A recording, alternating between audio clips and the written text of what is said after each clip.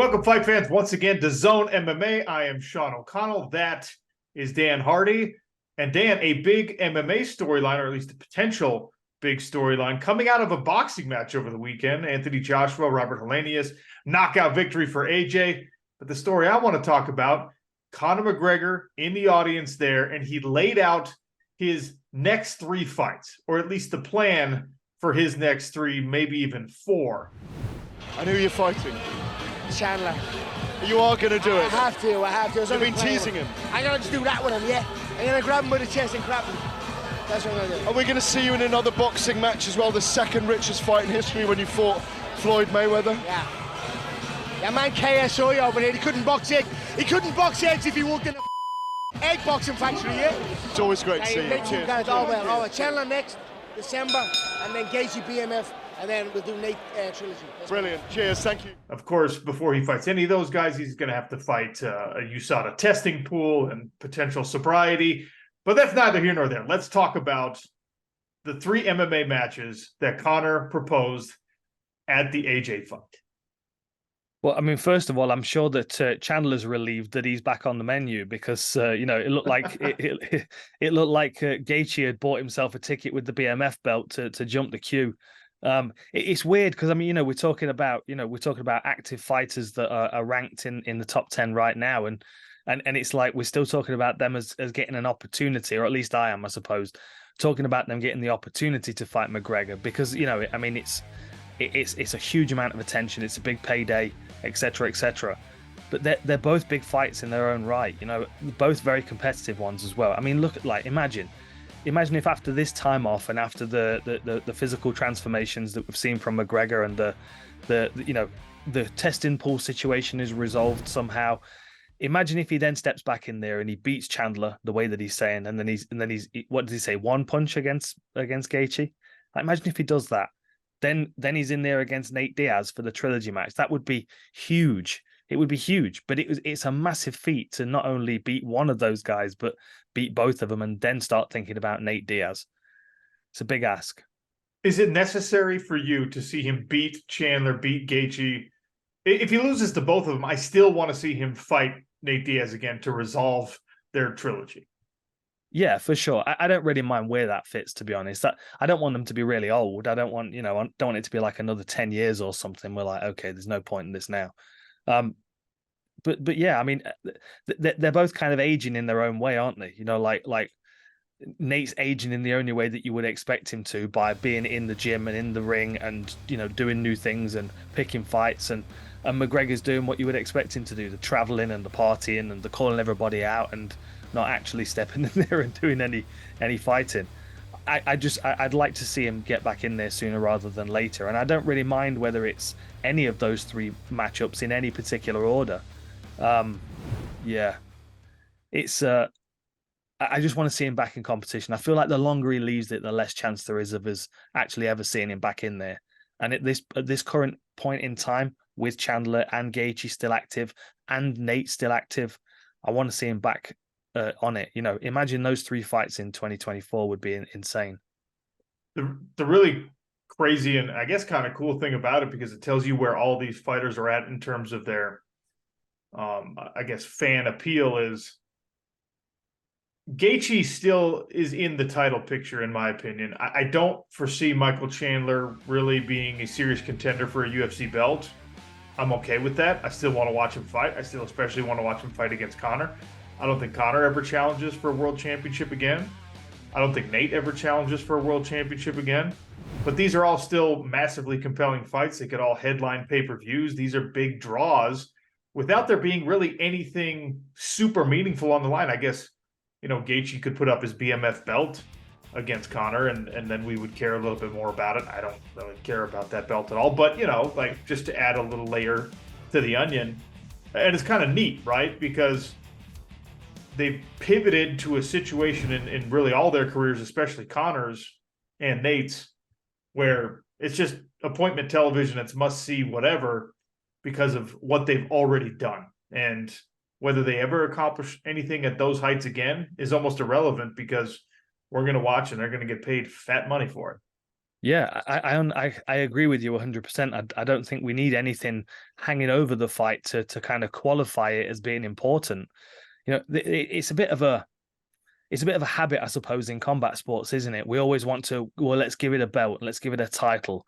Why is it the main event? You know, it's the main event because it's Conor McGregor. It's the main event because it's Michael Chandler.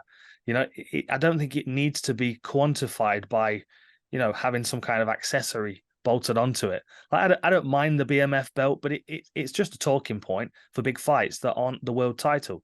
But as you said, you know, and as MMA as a sport gets older as well, we're going to find that there are more of these fighters around because they've kept themselves healthy. Like, you've got to think the training camps and the fights that Chandler and Gaethje have put themselves through, and they're still here, still competing. If you then, you know, you take those fighters and you bring them into the modern day and you start them now with ice baths and cryo and massage therapy and the modernization of surgery. I mean, I bet there's bits of Gaethje that are stuck on with duct tape. You know, like fighters now are getting they're getting like the highest end treatment. So you've got to think that the older the sport gets, the more we're going to have the Nate Diaz's and the, like, look at RDA, still competitive, still pushing the boundaries of what he's capable of at the age that he's at. I think it's time for us to get away from these. Well, it has to mean something. I think these fights can just happen and they can be celebrated. And I think they've all earned that status, really, kind of like Cowboy as well. You know, Robbie Lawler. It's a different class of fighter that we need to start recognizing, I think. For Nate Diaz, right? Boxing match that was entertaining, even if it didn't go his way. And then the rematch, right? Jake Paul says, let's do it again in the cage. Verbally, Nate agreed to it. That has to happen in the smart cage, right? So now you've got something you could probably make happen in the short term if you're Nate Diaz. For publicly, the offer has been $10 million from the PFL. And then you've got this like more mercurial concept of like, when could a Conor McGregor 3-match happen? How much money is there for that? It's a big chunk of money, no doubt. But it's the bird in the hand versus the two in the bush, I think, for someone like Nate Diaz. How does he make that decision? I think it's a difficult decision to make, and I think he has to weigh up the pros and cons. I would imagine that he's going to make very, very good money fighting Conor McGregor, and I think that, you know, there's legacy associated with that. There's revenge, of course, associated with fighting Jake Paul in MMA, but then the get out is, well, you know, I won by guillotine in the ninth round, and, you know, if it was a real fight, I would beat you. But then if he has a fight with him and he doesn't, then that's changed everything. You know what I mean? It's but he does, though, right? I mean, I know you've said you think it could be competitive, but Nate Diaz wins an MMA fight against Jake Paul hands down. That's what's going to happen. But why hands down? Like, look, I'm not saying that the expectation wouldn't be for Nate to win, of course. But I have to also look at it realistically. Look, like, Jake Paul can wrestle. Jake Paul is learning how to box. He's got enough money to be able to bring in the best coaches, right? And let's be honest, like, I'm a huge fan of the Diaz brothers, right? I say this somehow to kind of qualify, you know, my perspective here, but like Dosbrak, the artist, the only painting I have by him is the Diaz Army one. Like, I'm a big fan of them, but we have to also recognize, especially Nate. I can't speak so much for Nick because he was very, very technical, but Nate's not that technical of a fighter. Like, I got so much heat from the 209 Instagrammers after the fight because I was saying it how it was. Unfortunately, he looked out of place there at times, right? And then you put Jake Paul in an MMA situation where you know for sure he's going to train for it, just like he's going to invest in Serrano. She's going to be ready for it as well. And I think that you've got a problematic dude that's in his mid-20s, that he's strong, that he's determined, that's been well prepared, even if it's for 6 months. What skills does he need to recruit to beat Nate Diaz? He's going to need super defense for his guillotines, right? Excellent jiu-jitsu defense. How to defend himself against ground and pound, potentially, because even if he initiates a takedown, I can see a sweep happening. Elbows come into play there. He doesn't have any kind of Muay Thai work that we're aware of. But then right? Nate doesn't have any kicks really. Like Nate's not But really a Muay Thai guy. he will grab you and knee you and work you in the clinch if he knows he's better at that than you are, right? The reason I say yes, it's going to happen like this is I respect Jake Paul's athleticism and what appears to be a very serious dedication to combat sports at this point in his life. I respect that. But I've been in enough gyms and I've been the hammer and the nail enough times to know that there is just something that experience, it mows through every other advantage you might have. You could be bigger, stronger, younger, faster. But if that person is experienced and has the toolbox in mixed martial arts, whether it's beautifully technical or not, they just have the knowledge to beat you. I've been a victim of it, and I've been the perpetrator of this evil on newcomers so many times that it leaves no doubt for me that I'm foreseeing this bout happening in the next 6 to 9 months. Those 6 to 9 months are not enough time for even someone as dedicated, wealthy, athletic as Jake Paul to make up the massive gap. That's all I say. Okay, so what if Nate can't take him down? Does Nate beat him on the feet? Does he have a further advantage in MMA on the feet with the smaller gloves or because he can kick? Because I would imagine with his research and with his preparation that Jake Paul is going to recognize the weaknesses in Nate's game that have been a problem all the way through his career, like his lead leg, right? And he's not going to fall into the trap. Like he's a smart dude. He played a clever game against Nate, right? Sure. Like he recognized that Nate wasn't able to step into range and offer anything if he was outside of punching range. Nate can either move into punching range or be in punching range and punch. He can't move into range punching. He was falling over himself, right? So the game plan for Jake was to keep creating that space in front of him. So Nate has to move through a space that he can't do very well and counter him with hooks on the way in. Like, it was just a really simple game plan. Exactly the same with Tyron Woodley. Like he's learning specifically what he needs to learn to beat the individual in front of him. He doesn't like against Canelo, he would get murdered because Canelo, the wealth of knowledge that Canelo's got in boxing compared is vast to a point where Jake Paul doesn't even understand. He doesn't know what he doesn't know, right? But Sure. but at the same time, The same is true when he steps into mixed martial arts.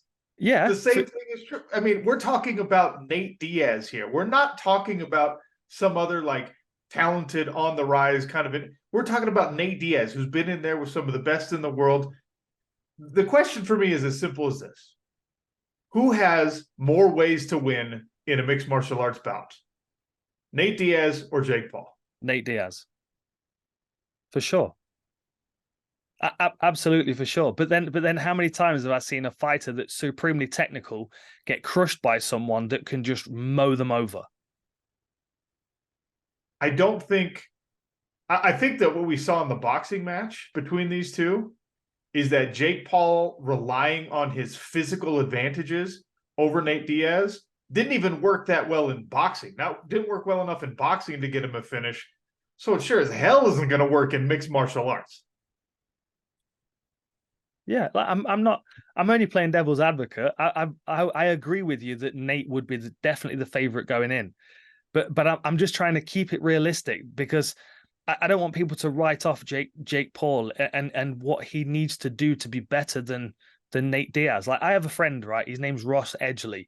I've mentioned him to you guys before. He was the maniac that swam around the UK, right? Mm-hmm. He's a supreme athlete. He's probably 185 pounds right now. He's never done any martial arts training in his life. He can swim, he can climb, he can do everything physical that requires someone to move at speed. He's incredibly adept.